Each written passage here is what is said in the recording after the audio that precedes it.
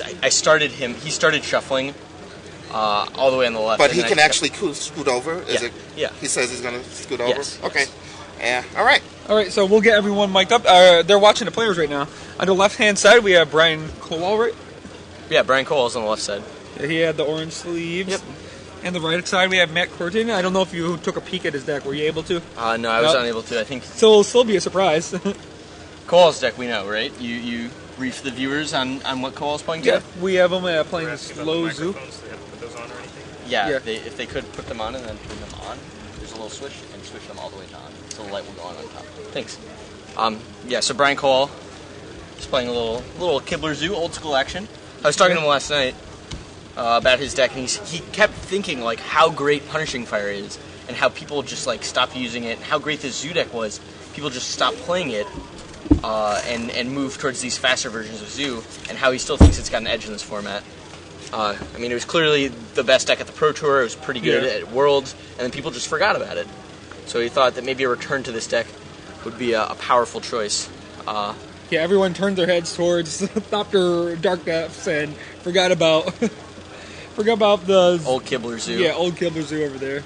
So, I mean, although we'll see about how right Kowal is, because Kibler himself is playing a slower Zoo deck, but he's not playing Punishing Fire, which, I don't know.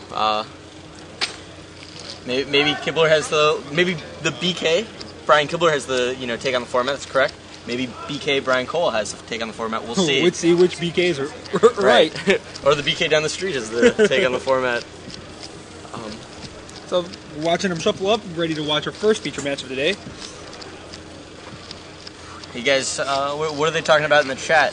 Have any good questions? See, people think that Kibler Zoo loses to Dark Depths. I mean, one of the reasons why the Kibler Zoo deck was good was that it had outs to the Dark Depths deck at Houston, or Austin rather, right? Mm-hmm. So, I know people are asking Battle of Wits, if anyone was playing Battle of Wits. I know I was joking around, like, if one player plays Battle of Wits, that probably means 3 or 4 of his friends can't play the GP. That's a problem with Battle of Wits. I was joking that if somebody's playing Battle of Wits, we do a Good Decks live. Battle of Wits, because there's not enough room physically on the table to lay out the entire deck. It will kill a lot of time, though, if we do a Good Decks live of a Battle of Wits deck. We have them go through every card choice. They say the players need to move down. I think Rashad's over there to do exactly that. Yeah. Not sure why they're not sitting centered to the playmat. I don't know. They're kind of crazy. But yeah, anything else that we could touch on in this short amount of time while the players are shuffling up? Anything interesting you found here in Oakland or in the Bay Area? Well, the restaurant choices, a lot of Chinese food around here. Enjoyed that. Oh, one thing, I know a lot of people like to know prices of things. There's dealers paying upwards of $75 for Tarmogoyfs. Yeah, it's crazy. And then also there's a couple cards that you wouldn't really think would jump up a huge amount in value, but Damping Matrix, dealers were sold out at 8 of 8 with those cards. Exile into Darkness is a card. Dealers are sold out at 5 apiece for that. Saviors of Kamigawa block. Is it an uncommon or common? Uncommon. Uncommon. So what does it do? It's 4 colorless and 1 black. What account is he going to talk to me on? You can keep talking. The mix. 4 colors, 1 black.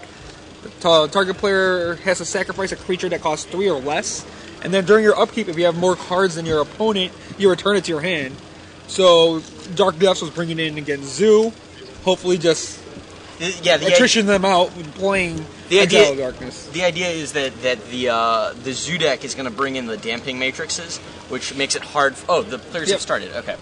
We'll talk more about that later. And Kowal leads with a Wild Mikado. Yep, putting him down to 18 life. And Matt Kurtin is playing Fairies. And goes with turn 2 Bitter Blossom. So I didn't get a good chance to see what's in their hand, but luckily the Ray and Rashad tokens are going to get some good use with that Bitter Blossom. So we'll see your guys' cute mugs in the feature match area. Kowal's laid down the Arid Mesa. It looks like he has at least a Noble Hierarch in hand. Can't see the rest. Yeah, all I can see is that Noble Hierarch. Usually here, He's going to get a Mesa so you can get the planes, the full 3/3. And since Kowal's not really playing the Tribal Flames version, there's no need for him to get something like Godless Shrine to get full domain to use Tribal Flames because it's not in his deck. So instead he gets a Sacred Foundry here. Get him the white mana and an extra red mana to cast more burn spells later on. And then it cracks in for 3. Mikado comes in all by its lonesome. And a Tarmogoyf, which is currently a 1/2. And I come into play as a fairy token. I mean, it beats the fairy token right now. So, but that's one thing that's underwhelming about Tarmogoyf when you first play him in like the zoo mirrors, is you can't play him early because he's very easy to kill with Lightning Bolt. It's not like Shock that it used to be, where putting the instant in the graveyard would save it. Just like very, very easy to kill Tarmogoyf if you play too early. That's one thing we've been seeing good players, placing their threats at different times to, get max value out of them. So Matt looks like his foil cards is making it awfully hard to see what's in his hand. Let's see. And playing the pimped out fairies deck. Yeah, so explosive on 1. There's what Matt opts with over there. And then another River of Tears and passes it along, leaving a Ray token back for defense.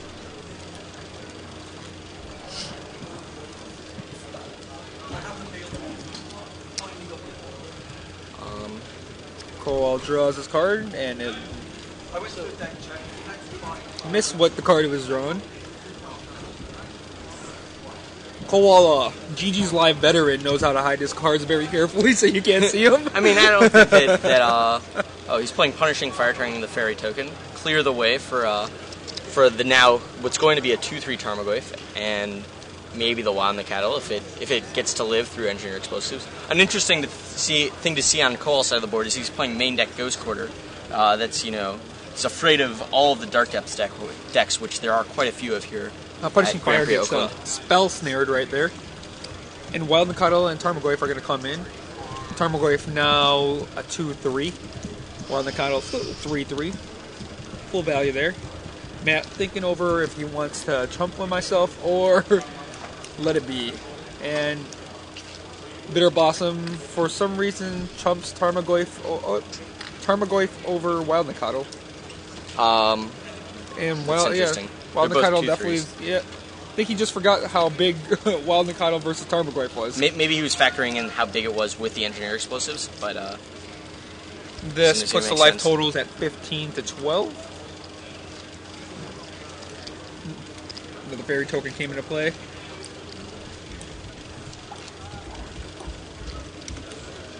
Alright, Matt just passes a turn after he did play his 4th land. Bitter Blossom looks like just going to be playing force field duties at this game. Yeah, and Punishing Fire aimed at the fairies token. Continues to aim those Punishing Fires. Doesn't make Tarmogoyf any bigger. Clear the way though for his creatures. That's interesting. And Doomblade hits Tarmogoyf. Can't say that I agree with that play because Tarmogoyf's only a 2/3 right now. Kowal's not going to play another 1-drop.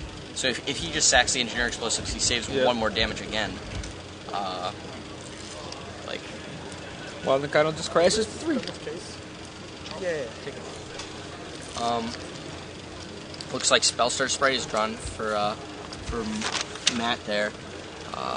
He's got Tarmogoyf. What other? I can't. So Matt also playing green fairies. He has Tarmogoyf in his hand, no green source. Spellstar Sprite, as Ben said, was drawn.